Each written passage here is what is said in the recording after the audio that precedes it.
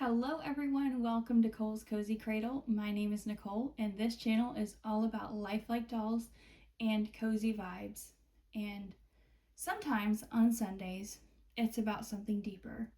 So welcome to our second installment of Sacred Sunday Sit Down, an opportunity to talk about how faith impacts doll collecting for those of us who are Christians. This is a hashtag and you are free to join in anytime you want on any topic. These are not themed hashtags, it's just an overall general thing. I do have a theme today. We're going to talk about stewardship. Some of you expressed interest in that after my first video of this kind, and so that's what we're going to talk about today. But first, let me introduce our beautiful star of the show today. This is Heaven Lee. Her full name is Heaven Lee Grace, and she is Saskia by Bonnie Brown, and she was reborn by Megan of Doodlebug Reborn Nursery, and I do not know Megan's last name. It has changed at least like 3 times that I know of, so I don't know her last name. Sorry about that. Anyway, Miss Heaven Lee is beautifully dressed in her Sunday best for this occasion. She's wearing this adorable white sleeveless dress with little red cherries all over it. I just love the collar on this dress as well, and the way that it is cut in front so that it sort of overlaps each other. The two edges kind of overlap each other. It's really cool. I've never actually seen anything else like it, and I don't know what that's called. And then that is over some denim blue colored bloomers. And she has little frilly socks and patent leather shoes. And then in her hair, she has a gray flowered headband. She is so adorable. And I actually dressed her in this for Easter and then didn't get to make an Easter video. But I love it so much on her that I haven't taken it off. So here she is. She is completely ready for today. So we are going to talk about stewardship, and normally on a Sacred Sunday sit down, I would be holding the baby, and I may hold her for part of this, we'll see. But right now, she is in what I can only call an improvised baby chair. So I'm going to tell you guys a little story about stewardship, and then we're going to get into a scripture reading, and then we're going to talk about that some more. So my project this weekend has been to rearrange my bedroom a little bit to create kind of a like dedicated filming space that's a little bit more open, a little bit easier to move around. Now, my bedroom is not tiny, it's also not large, and it is occupied by a good amount of things. And all of those things need to stay here for one reason or another. I don't have an extra room. I have almost never had, well, actually, I have never ever had an extra room that I can dedicate solely as a nursery. The one time that I did have an extra room, it also served as a guest room and a craft room and also storage for various things. So I've never ever had a dedicated nursery space, and so that's what I'm kind of trying to carve out. It was exhausting. It was frustrating because it involved lots of heavy furniture moving, and I was doing it completely by myself, and it was also a little bit disappointing because one thing that I hoped would work didn't work. Actually, a couple of things that I hoped would work did not work. So one of my big goals that I was aiming for was to be able to have a place where I could lie or prop my babies easily for photos or for change in chats or for just showing them like this, like Heaven Lee is right now. That's what I was really, really hoping to have. However, one thing after another did not work, one piece of furniture actually broke. Ironically, it was the easiest to move, but it was also the cheapest, and so it broke. And I didn't have that. I didn't end up getting that. So I began to think about, what can I do with what I have, because I have a zero budget for this project. Actually, I have a zero budget right now for literally everything that is not an absolute necessity. That has gone on for months, and it will continue probably for months more. There's no end in sight for that. So that means no luxury buys at all. No, oh, I would like to have it kind of thing. No, nothing. Nothing of that kind. Only absolute necessities. So, anyway, I began to think about my mom's vintage doll crib and also my baby lounger. And ultimately, I came up with propping the baby lounger up in the doll crib and draping a blanket over it. And that is what's forming Heavenly's little chair that she's sitting in. Now, how does this relate to stewardship? When I talk about good stewardship, I'm in no way saying that it is a bad thing to buy things that you want. However, it would be a really, really bad thing for me to do that right now. It would be very reckless. I would suffer. Possibly my cat would suffer. It would just be really bad. So, in that instance, being a good steward meant figuring out how I could use what I already had to create what I felt that I needed. And that was basically the core principle of all of the rearranging that I was doing. And it's been the thought process behind pretty much everything that I've done on this channel for months. So now let's get into our story for today. So instead of reading this aloud to you guys, I'm going to ask my Amazon device over there to read it. It will do a much better job, I promise you. But if you do have Amazon devices, depending on their wake word, this may cause them to activate. Echo, ask YouVersion Bible to read Matthew 25:14 through 30. Matthew 25, verses 14 to 30. Again, the kingdom of heaven can be illustrated by the story of a man going on a long trip. He called together his servants and entrusted his money to them while he was gone. He gave 5 bags of silver to one, 2 bags of silver to another, and 1 bag of silver to the last, dividing it in proportion to their abilities. He then left on his trip. The servant who received the 5 bags of silver began to invest the money and earned 5 more. The servant with 2 bags of silver also went to work and earned 2 more. But the servant who received the 1 bag of silver dug a hole in the ground and hid the master's money. After a long time, their master returned from his trip and called them to give an account of how they had used his money. The servant to whom he had entrusted the 5 bags of silver came forward with 5 more and said, "Master, you gave me 5 bags of silver to invest, and I have earned 5 more." The master was full of praise. "Well done, my good and faithful servant.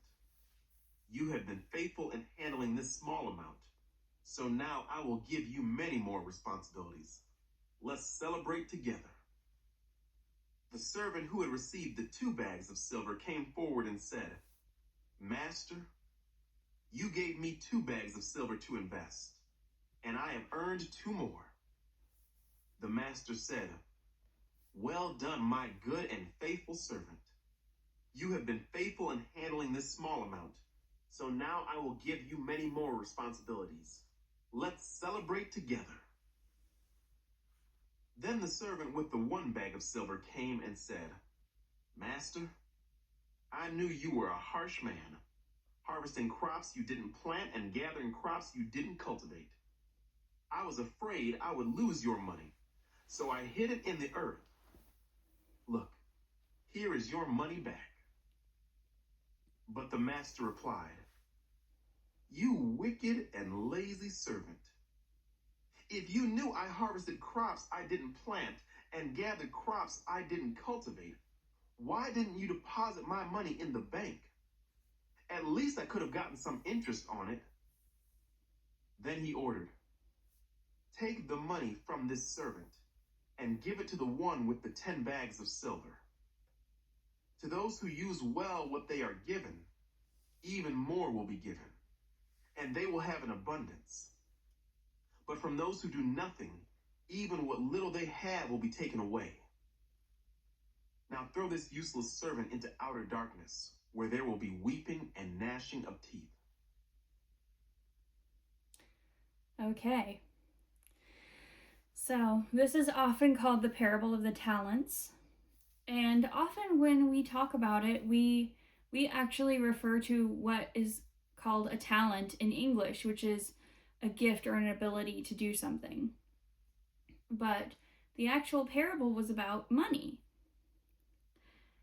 And its meaning applies to everything that we have.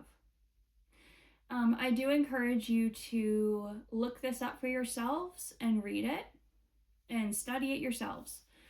Don't just take my word for it, because I am not a theologian. I'm not a Bible scholar. I'm just your everyday average person talking to you right now.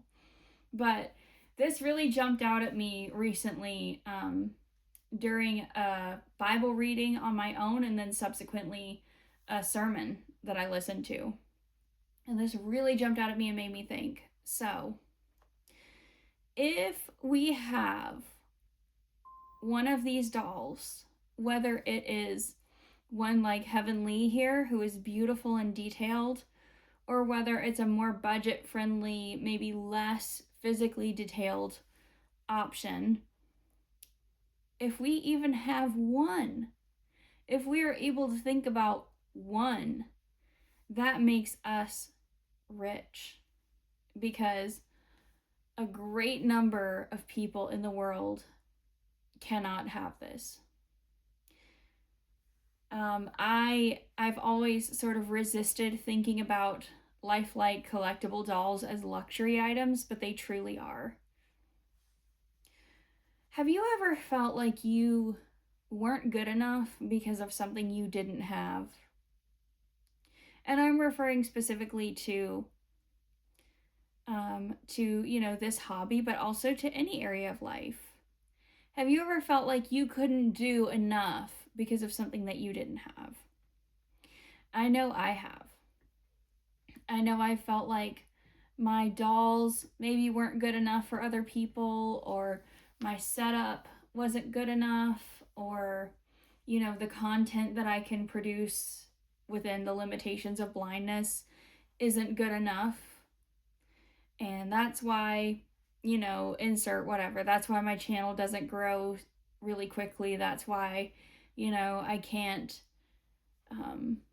monetize or whatever. I'm not even saying that I necessarily want to do that. And I think that a great number of headaches also come with, channel growing large. But I've definitely had those thoughts.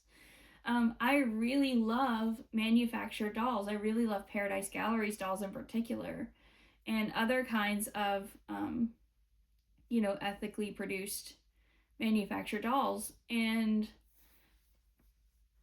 that feeling is really strong with them, because there's a lot of language around them in this community about how they're great starter dolls or they're great for children. Well, those things are true, but that doesn't make them not great for, seasoned collectors like me. And it doesn't make them less worthy of love just because they are less physically realistic. But, that feeling surfaces concerning them regularly. And there are other areas of my life as well where I have felt like I can't be enough. It's very difficult for a blind person to get employment in this country, and probably all around the world, really. Because people look at us and all they see are our limitations. They see the things that they believe we can't do without ever actually finding out whether we can or not. And so it's very difficult to find employment. And when you do, often it is underpaid, or there are other, adverse working conditions attached to it. That was definitely my experience. I didn't have my first full-time job until I was 33. I have since left that job to come back here and be with my grandmother. I was assisting in caregiving for her, and she's now in memory care, but I live too far out now to be able to get to even a similar job. So I'm right back where I started. I'm a writer, I'm a musician, and I have definitely felt the limitations of not having access to the technology that I believed I needed in order to do those things most effectively. So we all feel this at some point. And personally, when I read this parable, I really feel for that last guy with the one bag of silver. Because you know what? I have been that guy. I was that guy for so many years. I felt like I wasn't good enough. I couldn't be good enough. What I had wasn't good enough. And I was sure to mess up, so I would just hide it away. It took a long series of events and spiritual growth to come out of that. Now, how does all this relate to dolls? What does it actually mean to be a good steward of a doll collection? Well, I think that that's a good question, and the answer might look different for each person. For me, as a content creator, it means using my dolls to share love. It means using my dolls to enact love and to help you, my viewers, hopefully to feel love. It means not showing off and not, falling into the trap of snobbery and feeling like I have the best or I need the best. It means not buying things just for the sake of keeping up with the Joneses. It means all kinds of, decisions like that seem small in the moment but actually add up. And it means not keeping, this is just for me, okay? It means not hanging on to ones that I don't do anything with and that are just sitting on shelves collecting dust.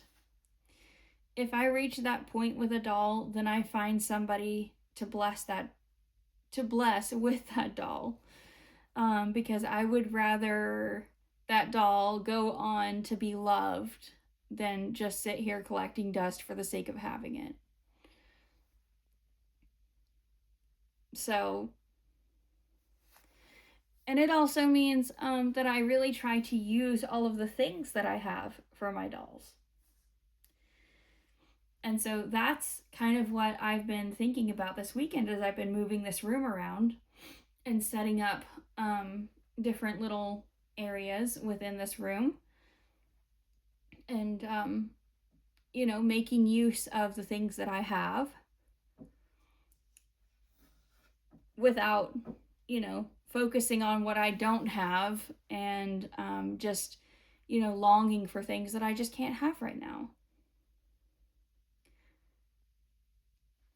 So, ever since I started thinking about this, I've realized, when the end comes for me, when it's time to talk to God about everything that I've done in my life, I want to be able to say yes if he asks me if I used my dolls well.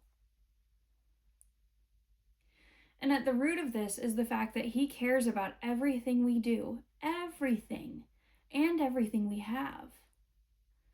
You know, just because a lot of people dismiss our dolls as frivolous or childish doesn't mean that God thinks that way about them. People can be wrong. And God has personally used dolls in my life to just heap blessings upon me. And so I don't believe that he doesn't care. I believe that he does care and that he knows I care, and that the root of that caring, which is the love for nurturing and also for creativity, that's a good thing. And so the other pitfall that I have personally already experienced is you know, trying to give a blessing in order to get a blessing. And so, you know, sometimes we can go into something and we can think, well, if I do this nice thing for this person, then they might do something nice for me. And you know, we all think that way at some point. If anybody ever tells you they've never had a selfish thought, they're probably lying.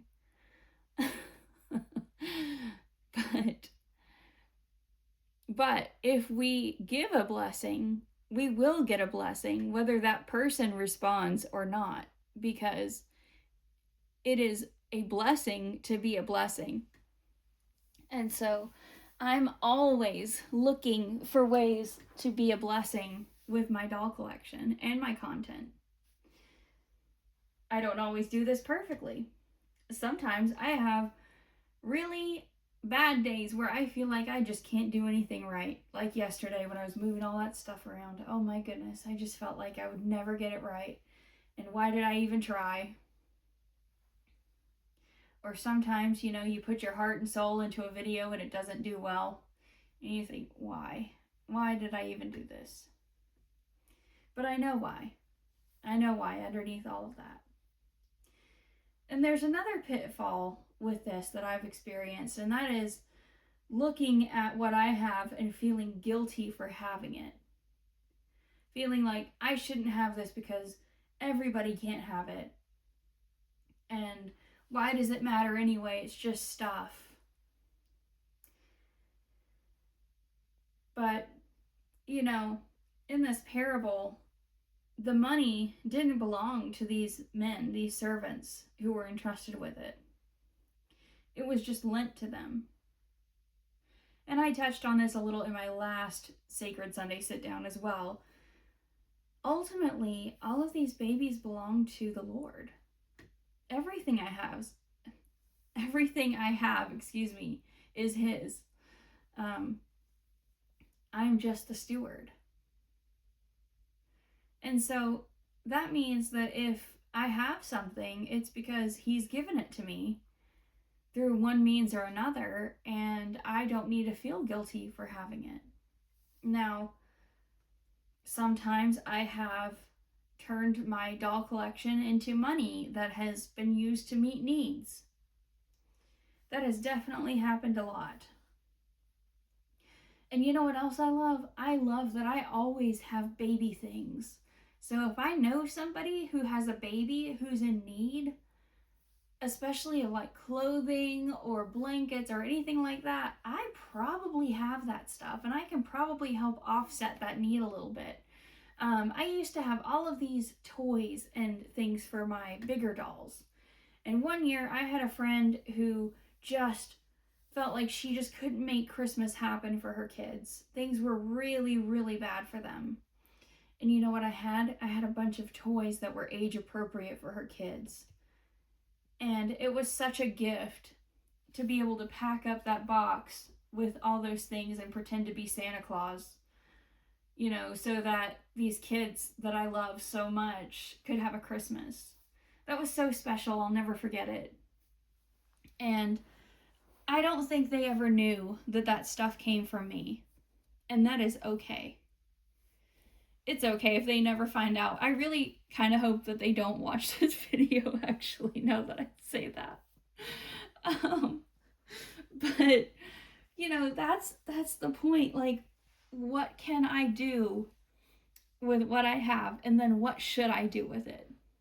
And those aren't always the same answers. So it's definitely worthwhile to ask both questions. So those are just my thoughts on stewardship, and I would be very interested in hearing your thoughts on stewardship.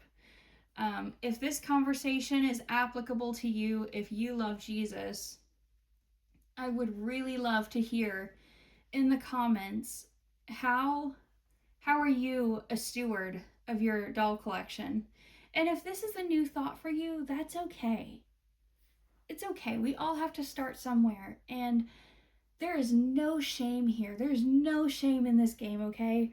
Like, if this is your first time ever thinking about it and you're like, "Oh, I didn't know that I could be a steward of my dolls." Like, that's kind of great, actually, because, you know, maybe now you can think about it and maybe reflect on what you might like to do.